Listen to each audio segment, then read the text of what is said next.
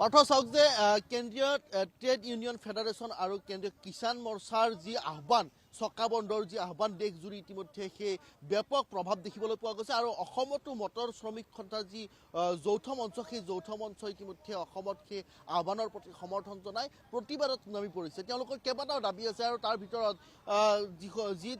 পুৰণি যিসমূহ city bus সেই চিটি বাছসমূহ বন্ধ কৰি দিয়াৰ বিৰোধিতা কৰিছে। তেওঁলোকে সমান্তৰালকৈ যিসমূহ আৰক্ষী বা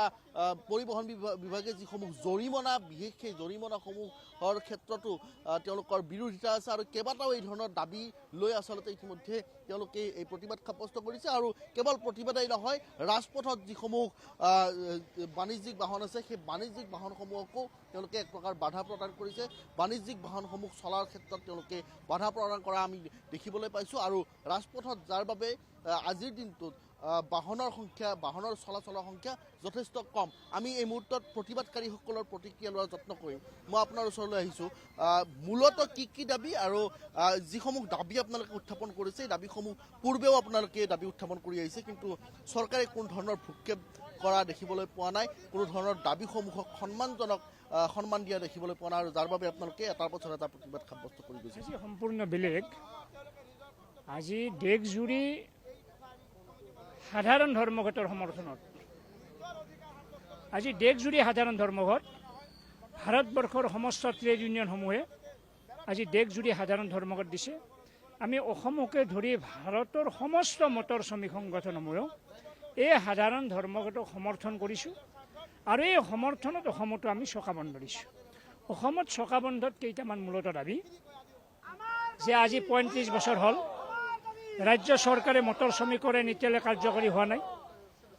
৩৫ বছৰ বিৰতিৰ পিছত এইবাৰ বিধানসভাত মটৰ শ্ৰমিকৰ আইন কাৰ্যকৰী কৰাৰ সিদ্ধান্ত গ্ৰহণ কৰিলে, আইন পাছ কৰিলে, কিন্তু আজিলৈকে তেওঁলোকে মটৰ শ্ৰমিকৰ আইন কাৰ্যকৰী কৰাৰ ব্যৱস্থা কৰা নহ'ল। আমি আজিৰ চকা বন্ধৰ মাজেদি ৰাজ্য চৰকাৰ তথা মুখ্যমন্ত্ৰীক অনুৰোধ কৰিছোঁ যে অতি শীঘ্ৰে মটৰ শ্ৰমিকৰ আইন কাৰ্যকৰী কৰক আৰু মটৰ শ্ৰমিকসকলক লেবাৰ কমিশ্যনৰ যোগেদি পঞ্জীয়নৰ ব্যৱস্থা কৰে। ১ নম্বৰ দাবী। ২ নম্বৰ হৈছে কি, সাৰা ভাৰতবৰ্ষতে হিট এণ্ড ৰান এই আইন প্ৰযোজ্য কৰিছে। এজন স্কুটি চালক হওক,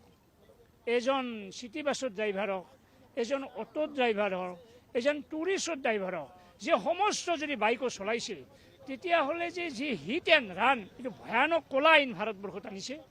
এজন যদি স্কুটি চালক হওক, অটো চালক হওক, যিকোনো গাড়ী চালক যদি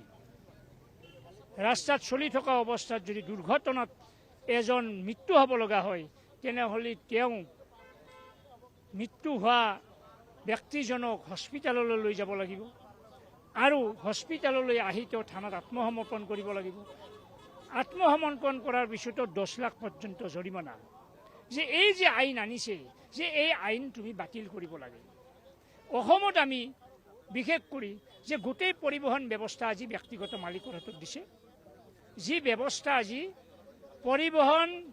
ব্যৱস্থাৰ মাজেদি চৰকাৰী পৰিবহণ কাৰ্যালয়ৰ যোগেদি সমস্ত ফিষ্টেট লাইচেন্স ৰেজিষ্ট্ৰেশ্যন হৈছিল, কিন্তু আজি ৰাজ্য চৰকাৰে কি কৰিছে, এই পৰিবহণ ব্যৱস্থাটো উঠাই দি আজি কেইটামান মালিকৰ হাতত গতাই দিছে আৰু যাৰ ফলস্বৰূপে ফিটনেছৰ বৃদ্ধি হৈছে, টেক্সৰ মূল্য বৃদ্ধি হৈছে, আজি ফিটনেছৰ আজি হাৰাশাস্তি হ'ব লগা হৈছে, লাইচেন্স বনোৱাৰ ক্ষেত্ৰত হাৰাশাস্তি হ'ব লগা হৈছে। আমি আজি চকা বন্ধৰ মাজেদি দাবী কৰিছোঁ যে পৰিবহণ বিভাগ মালিকৰ হাতত গতাই দিয়া বন্ধ কৰক। চৰকাৰৰ যি পৰিবহণ ব্যৱস্থা আছে তাৰ যোগেদি এই ব্যৱস্থা চলোৱাৰ ব্যৱস্থা কৰক।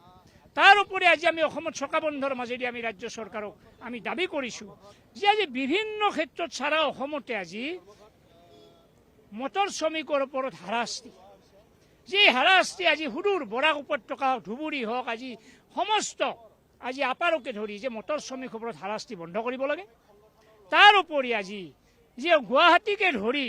আজি এয়াৰপৰ্টকে ধৰি অসমত বিভিন্ন ঠাইত আজি পাৰ্কিঙৰ ব্যৱস্থা কৰিছে, এয়াৰপৰ্টৰ অত্যাধিক পাৰ্কিঙৰ ব্যৱস্থা কৰিছে, ষ্টেচনত অত্যাধিক পাৰ্কিং ব্যৱস্থা কৰিব লাগে কৰিছে, যে এই ব্যৱস্থা আজি বন্ধ কৰিব লাগে আৰু মটৰ শ্ৰমিকসকলক হাৰাশাস্তি বন্ধ কৰাৰ দাবীত আজি দেশজুৰি সমৰ্থনত আমাৰ এই দাবী সমৰ্থন আজি অসমতো চকা বন্ধ কৰিছোঁ। আজি অসমৰ আপোনালোকে দেখিছে, আমি মুখ্যমন্ত্ৰীক অনুৰোধ কৰিছোঁ যে মটৰ শ্ৰমিকসকলক আপুনি অধিকাৰত হস্তক্ষেপ কৰাৰ ব্যৱস্থা নকৰিব। তাৰ ফল এইটো আজি সাৰা অসমতে ষ্টাৰিং বন্ধ আজি হুটিৰ বৰত টকা আজি সমস্ত ধুবুৰীৰ পৰা আজি বৰাক পৰ্যন্তলৈকে আপাৰ ইমূৰলৈকে ডিব্ৰুগড় পৰ্যন্ত তিনিচুকীয়া পৰ্যন্ত অসমৰ কোনো জিলাৰ পৰা কোনো এখন গাড়ী অহা নাই আৰু তাৰ ফল মুখ্যমন্ত্ৰী ডাঙৰে অনুভৱ কৰা প্ৰয়োজন যে মটৰ শ্ৰমিকসকলক আপোনালোকে মানুহ হিচাপে আপোনালোকে ব্যৱহাৰ কৰক যদিহে মানুহ হিচাপে ব্যৱহাৰ নকৰে তেতিয়াহ'লে তাৰ ফল আমি সেইকাৰণে এই দাবী যি দাবী লৈ আজি দেশজুৰি চকা বন্ধ অসমত আমাৰ যি দাবী এই দাবীসমূহ কাৰ্যকাৰী কৰক আৰু আমি মুখ্যমন্ত্ৰী ডাঙৰীয়াক অনুৰোধ কৰিব বিচাৰিছোঁ যে আপুনি হিন্দু মুছলিম আজি বাদ দি সাম্প্ৰদায়িক কথা বতৰা বাদ দি আজি পৰিবহন ব্যৱস্থা আজি মালিকৰ হাতত নিদি চৰকাৰৰ হাতত ৰাখা আজি মটৰ শ্ৰমিকসকলৰ আজি আইন কাৰ্যকৰী কৰাৰ ব্যৱস্থা কৰক আৰু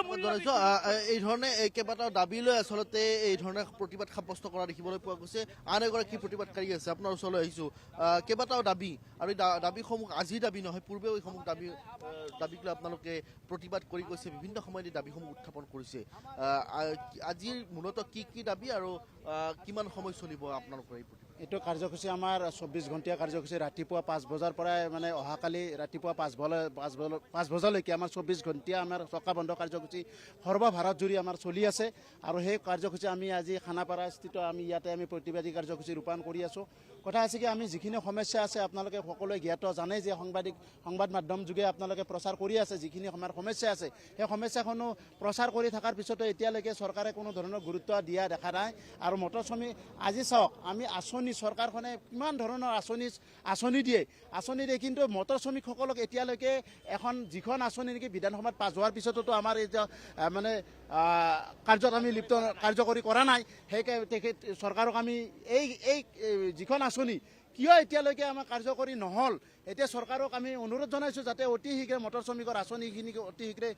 কাৰ্যকৰী কৰক আৰু যিবিলাক আমাৰ সমস্যা আছে যিবিলাক মটৰ শ্ৰমিকৰ সমস্যা আছে আৰু এতিয়া ধৰা আমি মুখ্যমন্ত্ৰী ডাঙৰীয়াক আমি যিখিনি সমস্যা অসমৰ সমস্যা সেই সমস্যাখিনি তেখেতক অৱগত কৰিম কেন্দ্ৰীয়ভাৱে যিখিনি সমস্যা আছে ইতিমধ্যে আপোনালোকক কেন্দ্ৰীয় কিছুমান নেতাই আপোনালোকক ক'লেই এই কথা আছে কি এতিয়া আমাৰ যিখিনি ৰেলৱে ষ্টেচনত যিটো পাৰ্কিং আছে